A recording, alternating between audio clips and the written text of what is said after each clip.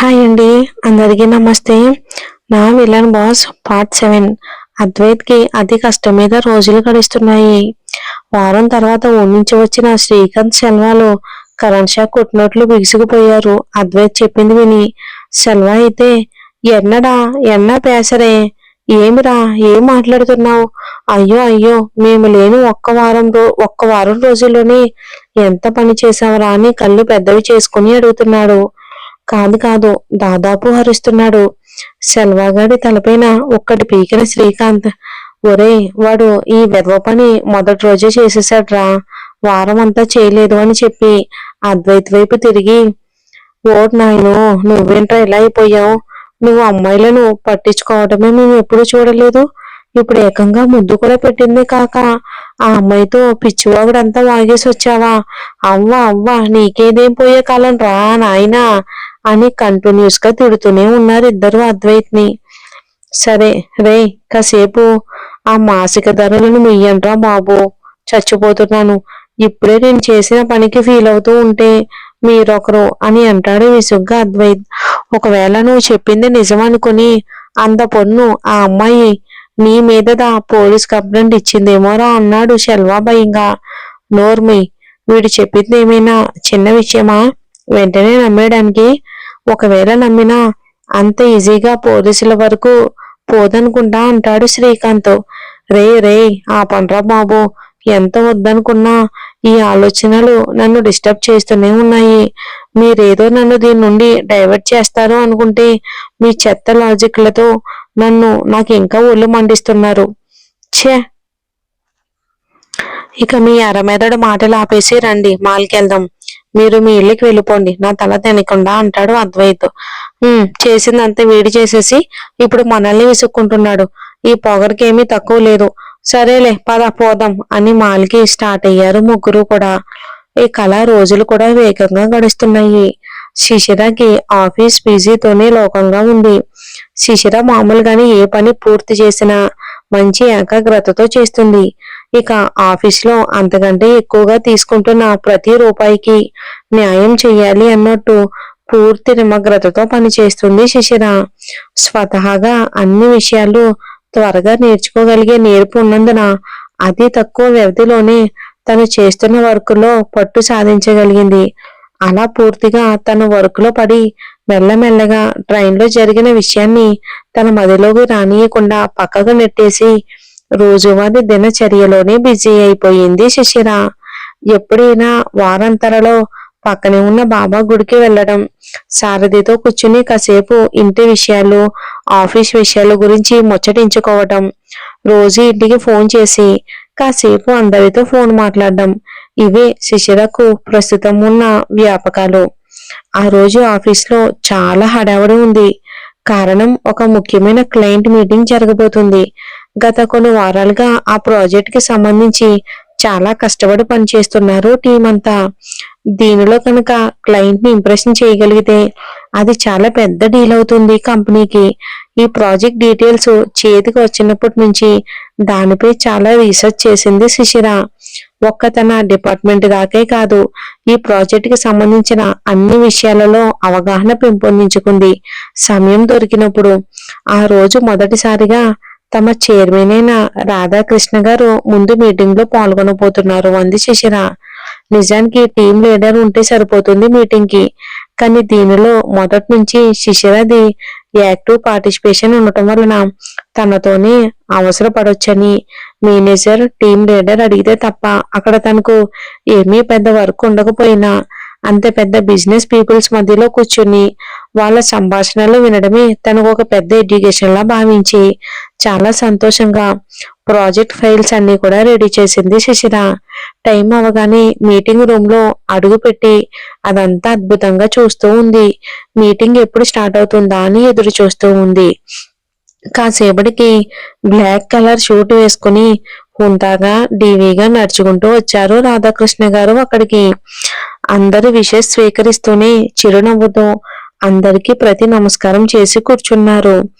అనవసర విషయాలతో అట్టే సమయం వృధా చేయకుండా అంతకు ముందే వచ్చిన క్లయింట్ టీమ్ కి ప్రెజెంటేషన్ ఇవ్వాల్సిందిగా టీమ్ లీడర్స్ ని సూచించారు ఆర్కే గారు. అందరూ తాము రెడీ చేసిన వర్కింగ్స్ ప్రెజెంటేషన్ ని చక్కగా వివరిస్తున్నారు క్లయింట్స్ కి. శిశిర చాలా శ్రద్ధగా వింటుంది.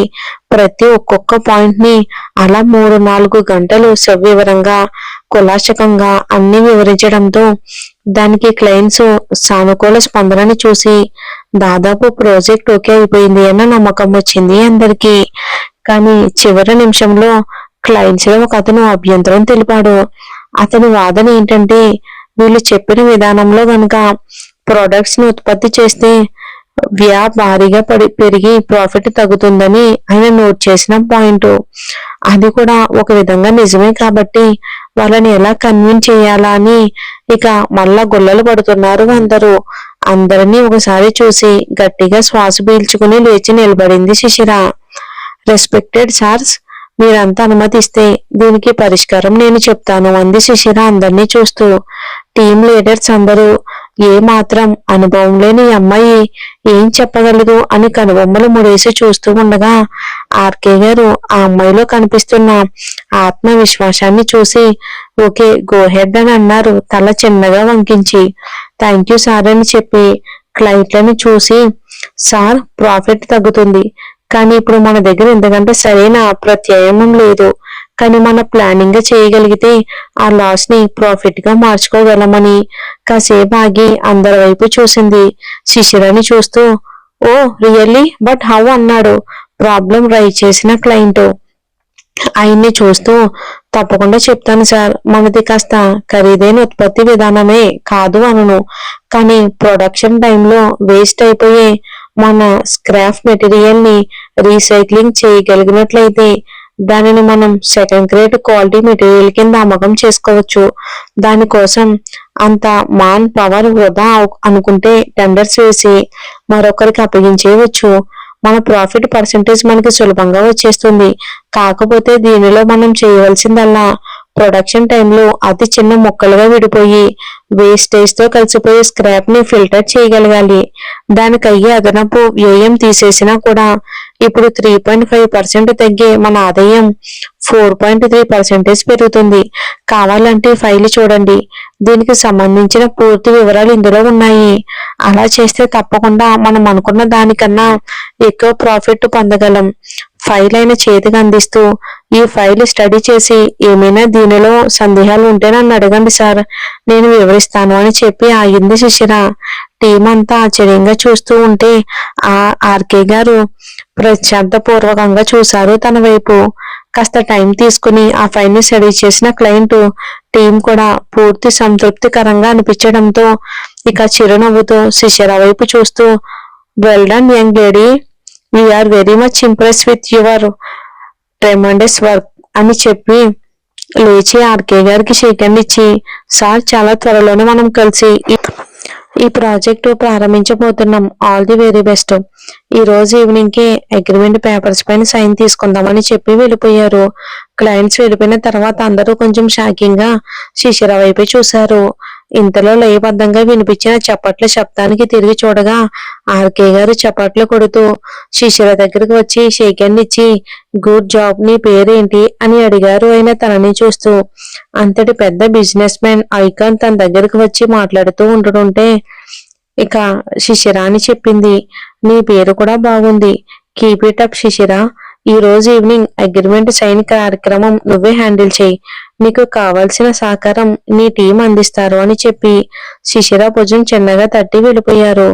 మీటింగ్ రూమ్ నుండి బయటికి వచ్చిన శిశిరను అందరూ చుట్టుముట్టేశారు. ఊపిరి ఆడకుండా ప్రశంసలతో ముంచెత్తారు. ఆర్కే గారి నుండి ప్రశంస అందుకోవటమే ఆస్కర్ అవార్డు దక్కినంత అపురూపం అని, అది ఎంత తొందరగా సాధించినందుకు అభినందిస్తూనే ఇంకా మాకంతా తప్పకుండా పార్టీ ఇవ్వాలి అని గోల పెట్టారు. మొదట ఈ రోజు అగ్రిమెంట్ జయప్రదంగా సైన్ అయిపోనివ్వండి, తర్వాత మీ అందరికి మీరు అడిగినట్టే తప్పకుండా పార్టీ ఇస్తాను అని చిరునవ్వుతో సమాధానం చెప్తూ సాయంత్రము ఉన్న అగ్రిమెంట్ కార్యక్రమాన్ని రెడీ చేయాల్సిన ఫైల్స్ కి తుది మెరుగులు దిద్దడానికి సిస్టమ్ ముందు కూర్చుంది శిశిర. శిశిర వ్యక్తిత్వం, తనకి హెల్పింగ్ నేచర్ సహజంగా అందరికీ నచ్చడం వల్ల అందరూ శిశిరని చూసి సంతోషిస్తారు. ఒక్క తన టీం లీడర్ వివేక్ తప్ప. తన కళ్ళు మాత్రం అసూయతో కోపంతో చూస్తున్నాయి శిశిర వైపు. మరి ఎవరో ఒకరు ఉంటారు కదండి కుళ్ళుపడి వాళ్ళు. ఆ టైప్ అన్నమాట వివేక్. చూద్దాం